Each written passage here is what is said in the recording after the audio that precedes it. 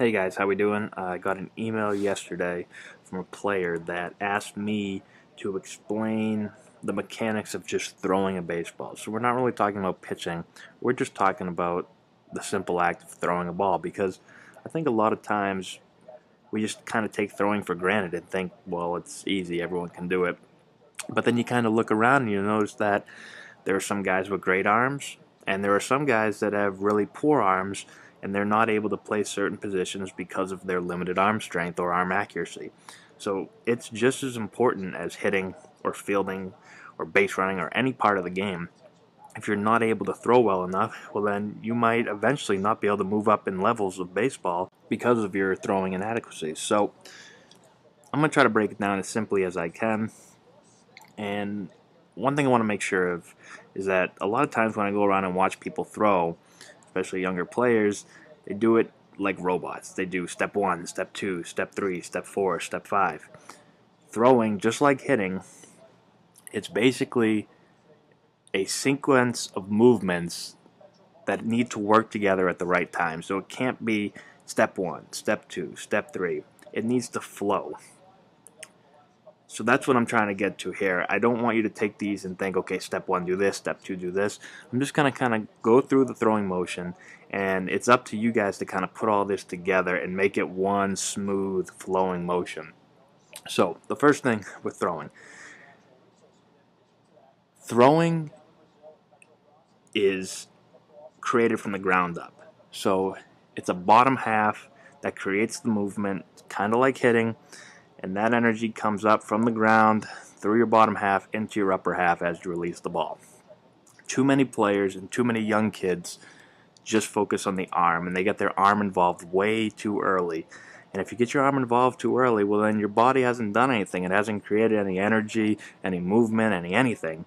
And now you're going to rely just on your arm to throw the ball. And that's a lot of the reasons why players don't have strong arms and they're wild, they're not accurate with their arms, is because they're relying only on their arms and they're not letting their bodies move and create everything from the ground up. So that's the very first thing I'll start with. Now, let's get into how I think you should throw a baseball. First thing goes without saying, you need to be in an athletic position. That's for anything, hitting, base running, we know that. Second thing, this is a very important part of throwing that a lot of players don't do. No matter what position you play, no matter what you're doing, when you field the ball and you come up into your athletic position, your glove is going to be somewhere around your chest with the ball in the glove, or the ball in your hand, but your hand's going to be in the glove, like we can see here with Jose Guillen. This is the position you're going to be in no matter what position you play, and it's important because this position is going to allow everything to sync up together. The bottom half, your legs, need time to work.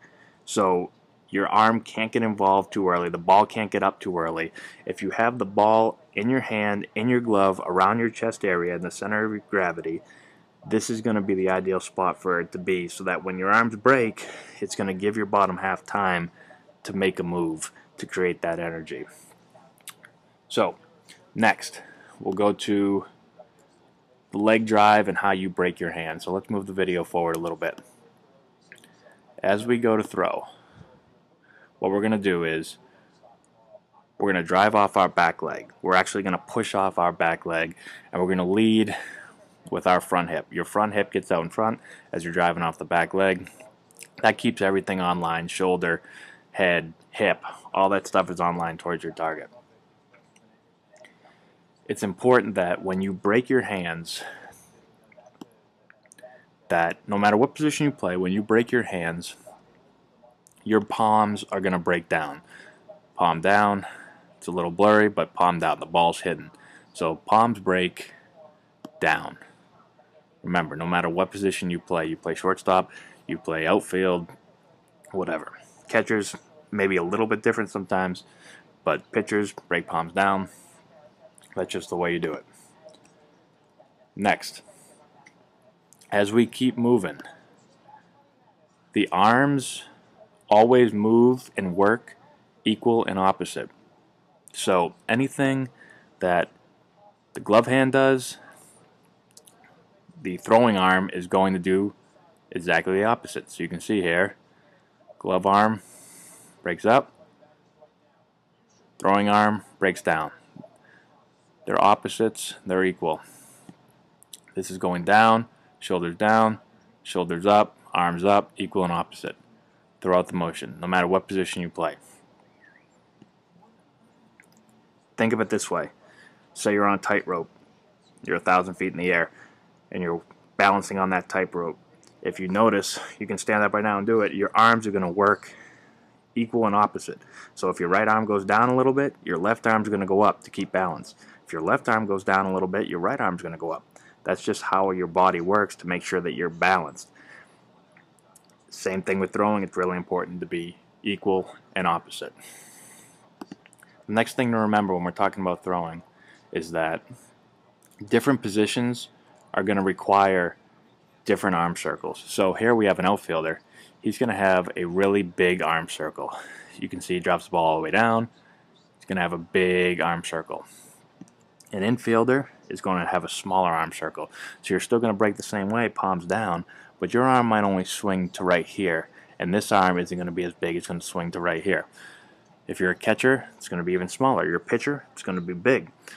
The bigger the arm circle, usually, is to throw the ball harder or further. So if we're in the outfield, it's going to be a bigger arm circle. If we're in the infield, we're not trying to throw the ball as far. We're just trying to be efficient and be quick with it. Still get as much as we can on the throw, but we're going to have a shorter arm circle. So it's important.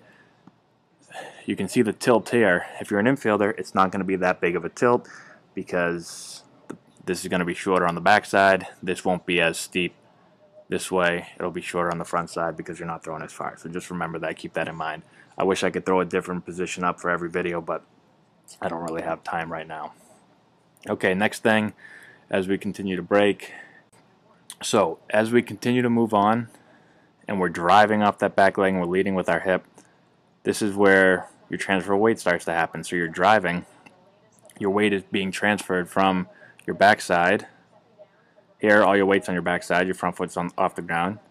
You're driving forward. When that front foot comes down, now the weight has moved into your front side as you rotate. Important with the glove side is to not yank the glove side out or pull really hard in any direction. Basically, throwing isn't a pulling from the front side, because if you pull too hard from the front side, it's going to cause your arm or your throwing arm to not be able to get on the right track that it wants to get on. If you pull too hard, it's going to yank yourself that way. It's going to cause trouble. So you're thinking it more of just tucking your glove in.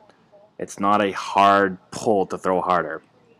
You're just letting the backside move the front side out of the way, kind of like in hitting. You're not pulling this to get this to happen. So as the weight transfers to the front, it's just rotate, tuck your glove down. It's going to come basically pretty much to your chest as you rotate and continue to throw. As your weight's transferred to your front side, your front leg's going to kind of straighten out, just like in hitting, same thing. Weight's transferred from back to front. So your front leg stiffens out, your backside follows through. There's no more weight on it. As you can see, it's up in the air. It's going to follow through.